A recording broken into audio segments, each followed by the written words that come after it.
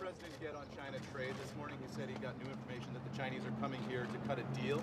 How does he know that? Look, we've got an indication that they want to make a deal. Our teams are in continued negotiations. They're going to sit down tomorrow, and we'll see what happens from there. Sarah, if the Mueller report fully exonerates the president, as he suggests, why doesn't he want Congress to see the entire thing?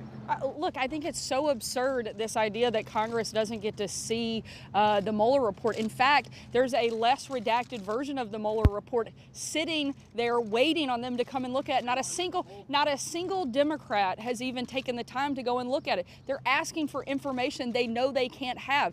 The Attorney General is actually upholding the law. Chairman Nadler, take a minute to let this sink in. Chairman Nadler is asking the Attorney General of the United States to break the law and commit a crime by releasing information that he knows he has no legal authority to have. It's truly outrageous and absurd what the chairman is doing, and he should be embarrassed that he's behaving this way. Sarah, Chairman Nadler says... I'm sorry? Is the United States heading to a war with Iran? I certainly hope not, but the president is going to remain firm on our position, and I don't think anybody is looking for any type of war with anybody. Chairman Nadler says that the White House already waived executive privilege. He said the moment they revealed documents to Mueller, they waived the privilege. That's black letter law. So how is the White House still claiming You would that think it has for an privilege? attorney, Chairman Nadler would be a little bit more up on the law. I'm not, and I actually feel like I understand it better than he does.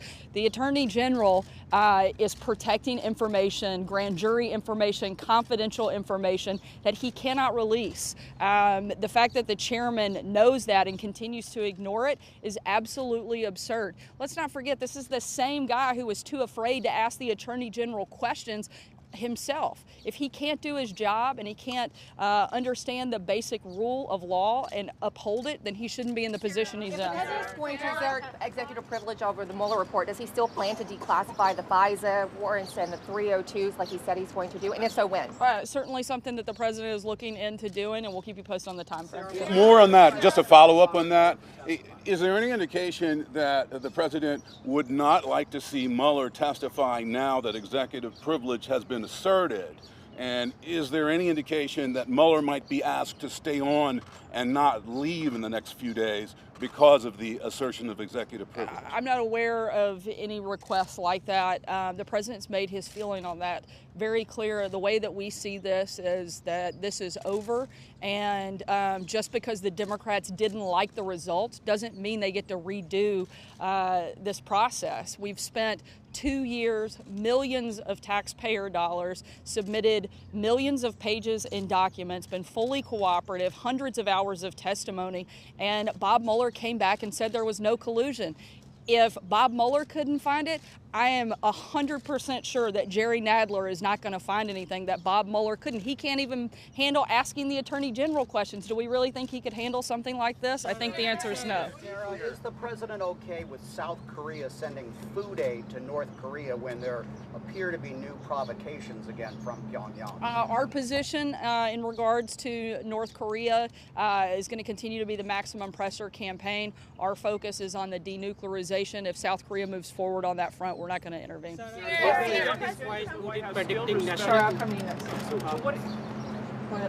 the president is quite good in predicting national elections all across the world. Right now, India is having this.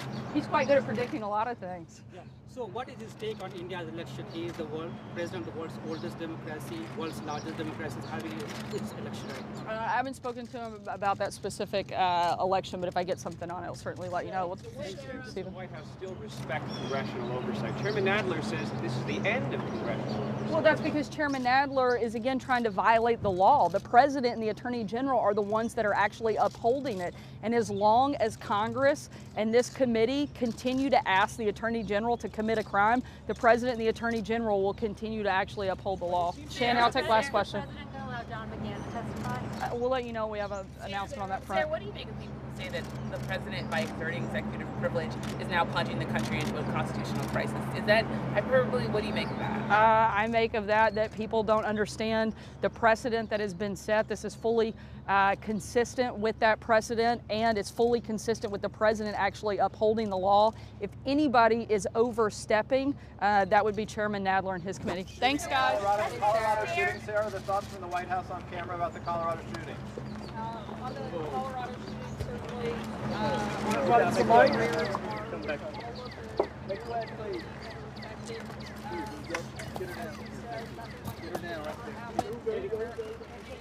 Certainly not in any American school.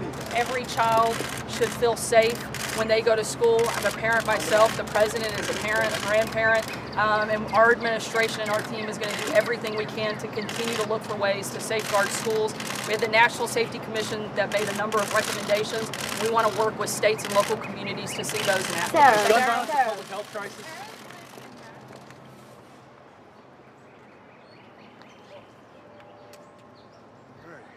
Good job, people.